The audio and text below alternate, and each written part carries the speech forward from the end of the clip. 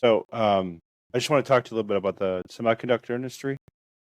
So, this is a tool. They call this tool. They're very similar, like Applied Materials, Lam Research, Varian Semiconductor. I think they're still around. Some of the other companies, Intel, of course. Intel, Intel usually doesn't make their own chips, but they have other companies like Applied Materials make chips for them. In case you didn't know that. What we're looking at now here is a device. It's called a like electrical plater, like a PECVD, which is like copper deposition essentially. So this is a tool.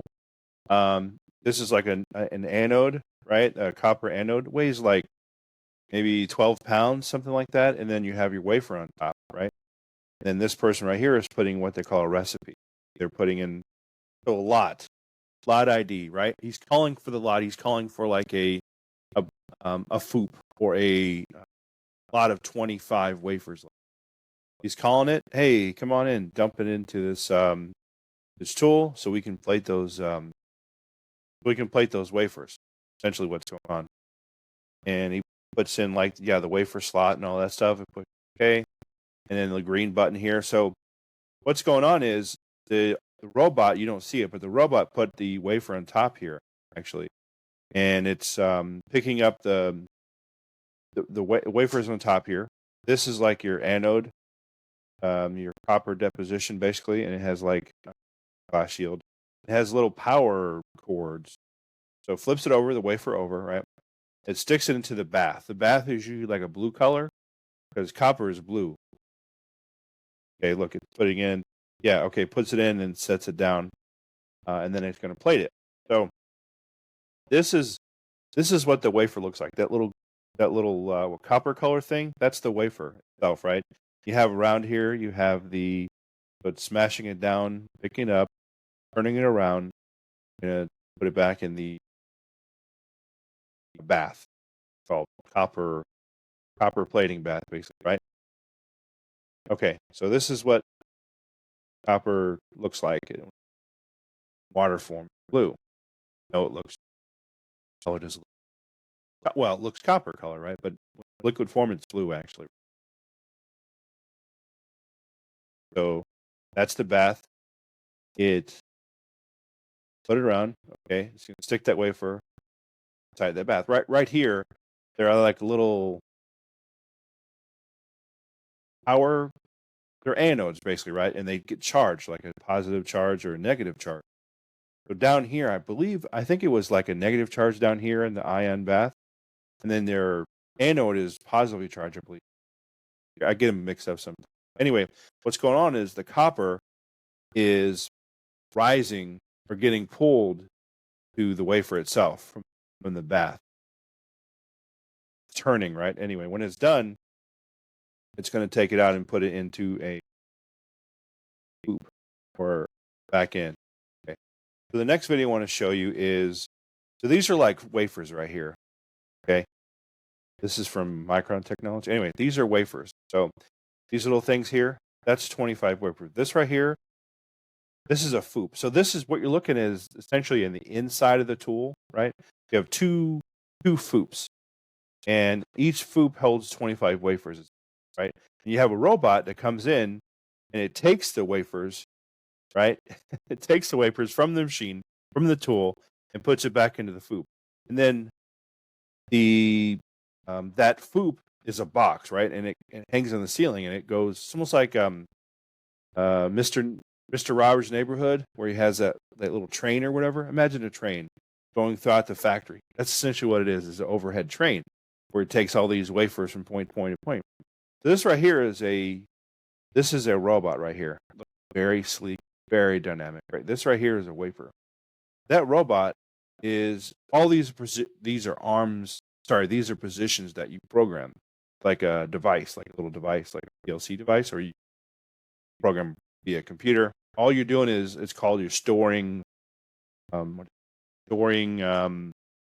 not sessions, but you're storing stopping point. Well, right. So what the arm does is goes, stops, turns, stops, go, stop. See that? Okay, and this is a wafer itself right here. Most likely, this is don't know what kind of tool this is, but so each one of these little things right here, that's a wafer, or that's a actual chip in your computer. So you see each one of those little square looking things, that's your computer. Essentially that's your CPU, essentially, right? All of those CPUs, right? And not all of them are going to be usable, right? Not all of them. Sometimes it depends on the wafer. It's 200 millimeter, 300, 400 millimeter size wafer. You're going to yield more die or more CPU. And each one of those. So imagine, right? You have 25. So you have 25 wafers, right? And you have, let's say, 500 chips. Let's say, right? So 500 times 25. Okay, that's a lot. And then times that by, and it takes probably like 30 minutes to process one wafer. One FOUP. It probably takes like a half hour. No, maybe like no, maybe 40 minutes, something like that, to process one. Right? You're looking at, and it does it high value manufacturing. Some of the fabs in like Arizona use high value manufacturing. Well, overseas they have fabs as well. So this is the wafer. So yeah, that's that FOUP going up, and this is a person going and putting that FOUP, or the FOUP container in. That's a picture of a FOUP. That's a picture of a person, analyzing. So this would be here. This most likely. So it's a clean room. So that person is looking at, probably analyzing. This is probably like a test tool where they're analyzing for clarity, or they're processing. Yeah. Here's another example of the FOUPs coming down, and they go back. Shinko is a company that makes wafers, actually, or makes FOUPs. So here's a lot of the fabs, right? You probably see Germany, Ireland, what is it? Italy, Turkey, maybe. You have Indonesia, Taiwan, Japan. Surprised that they have a fab here. Maybe. Nevertheless, because it's you don't want it in a humid environment. Yeah. So this is essentially is the wafer, right? But imagine like a house stacked one another. Each floor is like a process. So the bottom process is like your metal, like your silicon substrate, which is like tungsten. I think it's tungsten. Tungsten, I believe. Yeah. So the tungsten is like where the interconnect, right? The little feet, right, to connect to the base, essentially, right? And then you have your silicon. That's your silicon substrates. That's your actual wafer. Then you have your different levels, right? So you might have copper. I don't think you're going to have a limit. Mostly it's copper, but so each one of these rooms or floors represent like an on-off switch. Essentially, that's what's going on. So what happens is that wafer, that goes through a lot of processes, 10, 12 processes, something like that. And each time might go plate, like copper deposition, then it goes to litho, which is like carving out basically a little space to plate again, and so on and so forth, right? You see the different layers.